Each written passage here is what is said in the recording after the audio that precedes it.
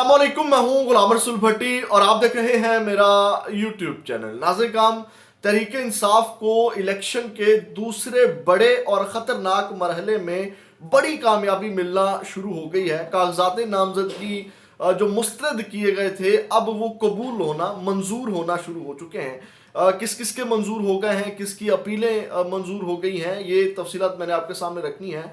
और दूसरी जानिब नाज़िर, मियां नवाज शरीफ साहब की तारीखी बेइज्जती हुई है। लीगी रहनुमा ने टिकट लेने से इनकार कर दिया। आखिर ये क्या माजरा है? ये बहुत बड़ी खबर है। ये सुनने में तो लगता है ये बड़ी हल्की खबर है, इसके ऊपर भी हमने बात करी। और दूसरी जानिब फैज हमीद साहब की बड़ी एंट्री हुई है और नून लीग को बड़ा धचका लगा है, जिसके ऊपर बयानिया बनाना था नवाज शरीफ साहब ने। वो बयानिया जो है वो धड़म से जा गिरा है। आखिर ये क्या मौजरा है, इसके ऊपर भी हमें बात करनी है। खबरें और भी हैं नाज़िर। ताहयात नहली के ऊपर सुप्रीम कोर्ट में भी 7 जजेस बैठे हुए हैं, वो भी उसके ऊपर भी बात करेंगे। लेकिन तफसीलात में जाने से पहले हमेशा की तरह आपसे दरख्वास्त, चैनल को सब्सक्राइब कर लीजिएगा, बेल के आइकन को प्रेस कर लीजिएगा ताकि हर वीडियो का नोटिफिकेशन आपको मिल सके। और वीडियो को लाइक ज़रूर कर दीजिएगा। आपके लाइक्स और कमेंट्स जो हमारे लिए बड़े अहमियत के, हमें ना बहुत ज़्यादा कह लें कि आपकी तरफ से इस नाचीज़ की मदद है, क्योंकि छोटा चैनल है तो इसको रिपोर्ट किया जाता है, तो आपके लाइक्स और कमेंट्स जो है उस असर को ज़ाहिर कर देते हैं। नाज़िर, सबसे पहले तो मैं आपको बता दूं कि इस वक्त तहरीक इंसाफ के साथ जो कुछ भी हो रहा है, जो कुछ भी चल रहा है, और इस वक्त जो तहरीक इंसाफ के साथ खड़ा है वो हक और सच के साथ खड़ा है। और मैं ये समझता हूँ कि जो इस वक्त तहरीक इंसाफ के साथ इमरान खान के साथ नहीं खड़ा, वो हक और सच के साथ नहीं खड़ा, और इसका उसको हिसाब देना पड़ेगा। ये मैं बहुत बड़ी बात कर रहा हूँ। और अगर तो आप साथ खड़े हैं तो आप समझे कि आप हक और सच के ऊपर खड़े हैं और आप ठीक जगह पे ऊपर खड़े हुए हैं। नाज़िर, सबसे पहले कागजात नामजदगी के ऊपर बात कर लेते हैं। बड़ी तादाद में कागजात नामजदगी जो है वो मुस्तरद किए गए, उस हवाले से अब जो है वो धड़ाधड़ मंजूर होना शुरू हो गए हैं। बड़ी कामयाबी जो है वो मिली है, मैं आपके सामने रख देता हूँ। सबसे पहले जिनकी अपीलें एतराज़ात ख़त्म करके मंजूर की गई हैं वो मैं आपके सामने रख देता हूँ। नाज़िर, पाकिस्तान तहरीक इंसाफ की मरकज़ी रहनुमा शाह महमूद कुरैशी, जैन कुरैशी और मेहर बानो कुरैशी की अपीलों पर दफ्तरी एतराज़ात ख़त्म कर दिए गए हैं। और मुल्तान अपीलेट ट्रिब्यूनल ने कागजात नामजदगी मुस्तरद करने के खिलाफ 9 अपीलें 6 जनवरी समाअत के लिए मुकर्रर कर दी हैं। और रजिस्ट्रार जुडिशल ने 7 अपीलों पर एतराज़ लगाकर सीनियर जज के पास भिजवाया था। यानी कि जो एतराज़ात लगाए गए थे उनको ख़त्म कर दिया गया है। अब ये मुख्तलिफ डेटें हैं, ये मेरा ख्याल 12-13 जनवरी तक ये चीज़ें चलेंगी। मुख्तलिफ डेटों के अंदर ये चीज़ें रिवर्स होंगी। दूसरी जानिब जो किन के कागजात नामजदगी जो हैं वो मंजूर किए गए हैं वो मैं आपके सामने रख देता हूँ। नाज़िर, इस वक्त जो कराची में जो इलेक्शन ट्रिब्यूनल है, NA 236 से PTI रहनुमा फरदौस शमीम नकवी की अपीलें समाअत करते हुए मंजूर कर ली गई और कागजात नामजदगी भी उनके मंजूर कर लिए गए। दूसरी जानिब नाज़िर, इजाजुल हक के कागजात नामजदगी मंजूर कर लिए गए हैं। ये कहाँ खड़े हुए हैं इसका कोई ज़्यादा आइडिया नहीं है। और दूसरी जानिब राजा बिशारत, जिनका ताल्लुक PTI से है, NA 55 से, उनके कागजात नामजदगी मंजूर कर लिए गए हैं। और साबिक स्पीकर पंजाब असम्बली सुल्तान खान को भी इलेक्शन लड़ने की इजाज़त मिल गई है। और उनके जो है वो सूबाई हल्का PP 88 मियाँ वाली से इलेक्शन लड़ने की इजाज़त मिली। और रिटर्निंग ऑफिसर ने कागजात नामजदगी मुस्तरद करने का फैसला कलअदम करार दे दिया। और साबिक स्पीकर पंजाब असम्बली तमाम एतराज़ात नाक़िस करार दिए गए और उनको मुस्तरद कर दिया गया। नाज़िर, परवेज़ इलाही, मुन्नस इलाही, कैसरा इलाही की अपीलों पर जो है वो भी एतराज़ ख़त्म कर दिया गया है और इसके ऊपर कल जवाब तलब कर लिया गया है रिटर्निंग जो अफसरान हैं उनसे। नाज़िर, जुल्फ़िकार मिर्ज़ा, फमीदा मिर्ज़ा और उनकी बेटियों की अपीलों पर भी नोटिस जारी कर दिया गया है। अब इनके 8 जनवरी को इसके ऊपर भी समाअत होगी। और इसके साथ साथ नाज़िर, फवाद चौधरी की अपील भी मंजूर कर ली गई है, उनको भी जो है वो नोटिस जारी कर दिया गया है। और दूसरी जानिब आज़म खान न्याजी के भी कागजात नामजदगी मंजूर कर लिए गए हैं। और इसके साथ साथ नाज़िर, ये बड़ी कामयाबी कह लें कि तहरीक इंसाफ की दूसरे और ख़तरनाक मरहला, ये बहुत बड़ी कामयाबी है। ये जो कामयाबी यानी कि कागजात अब धड़ाधड़, ये बड़ी तादाद में लोगों के जो जितना वक्त है उसके अंदर जितनी अपीलें समातें सुनी जा सकेंगी उसके अंदर लोगों के कागजात जो हैं वो मंजूर कर लिए जाएंगे। तो ये एक बड़ी कामयाबी है। दूसरी जानिब नाज़िर, बल्ले का जो मामला है, बल्ले के हवाले से सुप्रीम कोर्ट से रजू कर लिया गया है। और अब वहाँ से जो है उम्मीद की जा रही है कि بلے کا نشان جو ہے وہ ہر صورت وہاں سے بھی مل جائے گا. آج ایک سپریم کورٹ میں درخواست دائر کی گئی ہے بیرسٹر گوہر کی جانب سے, اور جو اس میں موقف اختیار کیا گیا وہ میں آپ کے سامنے رکھ دیتا ہوں. انہوں نے کہا کہ پشاور ہائی کورٹ کے جج نے قانون کی غلط تشریح کی جس کے باعث ناانصافی ہوئی. 26 دسمبر 2023 کو عارضی ریلیف دیا گیا تھا. عارضی ریلیف سے قبل فریقین کو نوٹس دیا جانا ضروری نہیں. درخواست میں کہنا ہے کہ ناقابل تلافی نقصان کے خدشات کے تحت عبوری ریلیف دیا جاتا ہے. پشاور ہائی کورٹ کو بتایا کہ بلے کا نشان نہ ملنے سے ناقابل تلافی نقصان ہوگا. پشاور ہائی کورٹ نے اجلت میں فیصلہ دیا. کیس پہلے ہی ڈویژنل بینچ کے سامنے مقرر تھا. ڈویژنل بینچ سے پہلے سنگل بینچ فیصلہ کرنے کا مجاز نہیں ہے. اب یہ جو سنگل بینچ نے سٹے آرڈر کو کالعدم قرار دیا ہے یہ اس کا مجاز نہیں ہے, جبکہ آلریڈی جو ہے ڈویژنل بینچ کے پاس ہی, اور سنگل بینچ نے سنگل بینچ کا فیصلہ جو ہے وہ کالعدم قرار دیا. تو اس طرح نہیں ہوتا.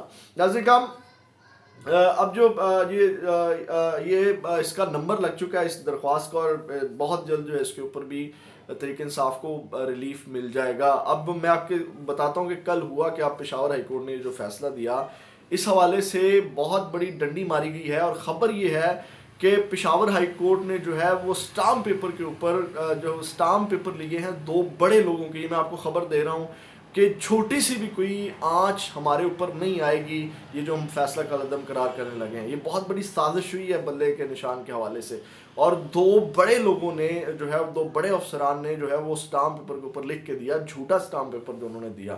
تو یہ واردات ڈالی گی بلے کے حوالے سے. ناظرین کرام, اس کے بعد آگے بڑھتے ہیں. فیض حمید صاحب کی جو انٹری ہوئی ہے وہ میں آپ کے سامنے رکھ دیتا ہوں. اس سے پہلے تھوڑا سا بات کر لیتے ہیں جو تاحیات نہلی کا معاملہ چل رہا ہے. ناظرین کرام, قاضی فائز عیسیٰ صاحب کی پوزیشن بڑے حد تک واضح ہو گئی. ان کے جو ریمارکس آئے تاحیات نہلی والا کیس جو چل رہا ہے اس کے اوپر قاضی فائز عیسیٰ صاحب کبھی یہ مثال دیتے ہیں, کبھی وہ مثال دیتے ہیں, کبھی کہتے ہیں کہ جو گناہ ہے اس کے بعد توبہ بھی ہو جاتی ہے, کبھی وہ کہتے ہیں کہ یہ تاحیات نہلی یعنی کہ ایک بار جرم کر لیا اس کی سزا مل گئی تو اس کے اوپر جو ہے وہ نااہلی کیسے ہو گئی. تو اس طرح کے جو ہے وہ مختلف دلائل جو ہیں وہ قاضی فائز عیسیٰ صاحب جو دے رہے ہیں, اور دوسری جانب ان کی پوزیشن واضح ہو گئی. مطلب انہوں نے آج یہ بھی کہا کہ جو منافق ہوتا ہے وہ کافر سے جو ہے وہ برا ہوتا ہے, یعنی کہ آپ کو انہوں نے کہا کہ یہ ایک بڑی گہری فلسفی ہے, بالکل ایسے ہی ہے. اس طرح کی بھی چیزیں انہوں نے کہی. اب جو میں نے کہا نا پوزیشن واضح ہو گئی ہے کہ انہوں نے کس طرح نواز شریف صاحب کو جو ہے وہ اہل کرنا ہے, اور لندن پلان کے اوپر وہ پورا گامزن ہے قاضی صاحب. تو وہ ذرا سنیے گا. وہ کہتے ہیں پاکستان کو یرغمال بنانے والے دوبارہ الیکشن لڑ رہے ہیں, اور یہ انہوں نے ان کے ریمارکس, اب یہاں سے آپ اندازہ لگا لیں, میرا خیال ہے یہاں سے ان کی پوزیشن ہی واضح ہو جاتی ہے کہ پاکستان کو یرغمال بنانے والے دوبارہ الیکشن لڑ رہے ہیں. تو آپ اندازہ لگا لیں 7 ججز اس کے اوپر سماعت کر رہے ہیں, اور اب اس میں کہا یہ جا رہا ہے کہ جناب قاضی صاحب جو ہیں وہ اہل قرار دے کر کے ہی اٹھیں گے نواز شریف صاحب کو, جو تاحیات نہلی ہے وہ ختم کر کے ہی اٹھیں گے. لیکن یہ داغ نہیں مٹا سکتے. ناظرین کرام, تاحیات نااہلی جو ختم ہو جائے گی, لیکن 5 سالہ یا جتنی بھی نااہلی ہے اس کے اوپر جو ہے وہ داغ نواز شریف صاحب کے اوپر رہے گا. لیکن اس حوالے سے ایک اور بھی خطرناک آج لاہور ہائی کورٹ کا ایک ہائی کورٹ کا فیصلہ آیا ہے, وہ میں آپ کے سامنے رکھ دیتا ہوں. اسلام آباد ہائی کورٹ کا. اب اس کے اندر یہ کہا جا رہا ہے کہ یہ عمران خان کو بھی نقصان دینے کے لیے ہے, لیکن یہ اثرات عمران خان کے اوپر بھی پڑیں گے اور نواز شریف صاحب کے اوپر بھی پڑیں گے. یہ کیا کیس ہے یہ میں آپ کے سامنے رکھ دیتا ہوں. اسلام آباد ہائی کورٹ نے نیب سے سزا یافتہ کے لیے 10 سالہ نااہلی کی مدت بحال کر دی ہے. یعنی کہ یہ پہلے 5 سال کی گئی تھی, اب جو ہے یہ 10 سال کے لیے بحال کر دی ہے اسلام آباد ہائی کورٹ نے آج. اور اس حوالے سے اب آپ اندازہ لگا لیں کہ یہ نواز شریف صاحب کے اوپر بھی اثرات پڑ سکتے ہیں, اور عمران خان صاحب کے جو القادر ٹرسٹ والا کیس ہے, توشہ خانہ والا, وہ بھی نیب دیکھ رہی ہے, تو ان کے اوپر بھی اثرات پڑ سکتے ہیں. ناظرین کرام, اب آتے ہیں فیض حمید والا جو معاملہ ہے وہ میں آپ کے سامنے رکھ دیتا ہوں. فیض حمید صاحب, آپ کو پتا ہے کہ دھرنا کیس, اور یہ ایک بیانیہ بنانا چاہتے تھے کہ فیض حمید کا نام بھی آپ کو پتا ہے پچھلے دنوں میں کچھ لیگی رہنماؤں نے لیا, استعمال کرنے کی کوشش کی بیانیے کے لیے, اور دھرنا کیس کے اندر آپ کو پتا ہے کہ بار بار ان کو بلانے کی کوشش کی جا رہی تھی کہ یہ آئیں گے اور یہ بیان دیں گے. آپ کو پتہ ہے کہ دھرنا وہ کہا جا رہا ہے کہ یہ نون لیگ کو گرانے کے لیے تھا اور کسی کو لانے کے لیے تھا. بڑے واضح ریمارکس دیے تھے قاضی فائز عیسیٰ صاحب نے. آپ کو یاد ہوگا جب فرسٹ ڈے ہیئرنگ تھی, کس کو فائدہ دینا تھا, کس کو وزیر اعظم بنانا تھا, کس کو وزیر اعظم کون سا پسندیدہ وزیر اعظم لانے کے لیے سب کچھ کیا گیا. تو فیض حمید صاحب نے وہ سارا بیانیہ ہی گرا دیا ہے اور جناب توپوں کا رخ جو ہے وہ نون لیگ کی طرف ہو گیا. کیسے؟ اعزاز سید صاحب نے خبر دی ہے, انہوں نے جواب جمع کروا دیا فیض حمید نے, اور انہوں نے کہا کہ جو سابق D G I S I فیض حمید نے, انہوں نے کمیشن کی طرف سے دیے گئے سوالوں کے جواب دے دیے ہیں. اور اب فیض حمید نے جواب میں کہا کہ 2017 میں ہونے والے دھرنے میں اس وقت کی حکومت کی ہدایت پر تحریک لبیک کے ساتھ مذاکرات کیے تھے. ذرائع کے مطابق فیض حمید اپنے جواب میں بتایا کہ 2017 کے اس وقت وزیر اعظم شاہد خاقان عباسی اور وزیر داخلہ احسن اقبال کی سربراہی میں کابینہ کا ایک اجلاس ہوا, جس میں انٹیلیجنس کے سربراہ نوید مختار اور ملٹری قیادت بھی شریک تھی. ان تمام افراد کی مشترکہ ہدایات پر ٹی ایل پی سے مذاکرات کیے تھے, اور فیض حمید نے حکومت کے خلاف سازش کرنے کے الزامات کی تردید کر دی. یعنی کہ اس وقت کی حکومت کے خلاف, جو کہ قاضی صاحب بھی سمجھتے ہیں کہ سازش ہوئی, تو انہوں نے ان تمام الزامات کی تردید کر دی ہے. اب قاضی صاحب کہاں جائیں گے؟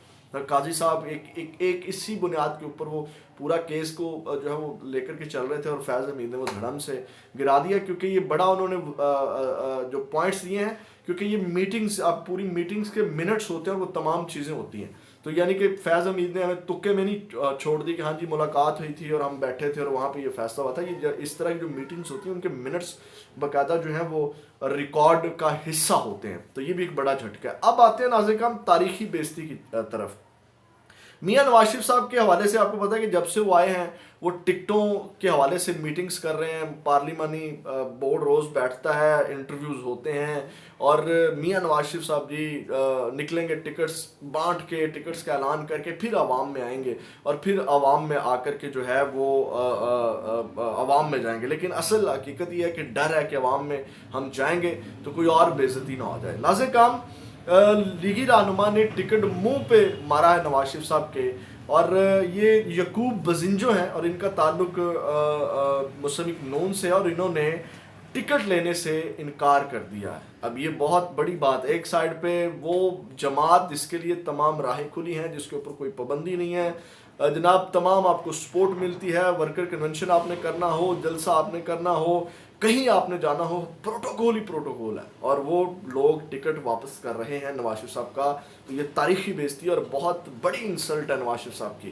اور ایک جانب جو ہے وہ نام لینے کے اوپر ایف آئی آر کٹ جاتی ہے, پابندی ہی پابندی ہے, نہ الیکشن کا اعلان ہے, تھوڑے دن رہ گئے ہیں 8 فروری میں, اور اس کے بعد نہ ورکر کنونشن, نہ جلسہ, جلوس, کسی چیز کی اجازت نہیں ہے, اور لوگوں نے کاغذات نامزدگی دھڑا دھڑ جمع کروائے ہیں تحریک انصاف کا ٹکٹ لینے کے لیے. پتہ ہے کہ جناب اس کے اوپر سختیاں آتی ہیں, گھروں میں پولیس گھستی ہے, ماؤں بہنوں کی عزتیں روندی جاتی ہیں, گھر توڑ دیے جاتے ہیں, ہر طرح مشکل ہی مشکل ہے, لیکن لوگ ٹکٹ لینے کے لیے لائنوں میں لگے ہوئے ہیں. بلے کا نشان چھینا جا رہا ہے, بلے کا نشان ہے نہیں ہے اس کی پرواہ کیے بغیر لوگ ٹکٹ لینے کی لائن میں لگے ہوئے ہیں.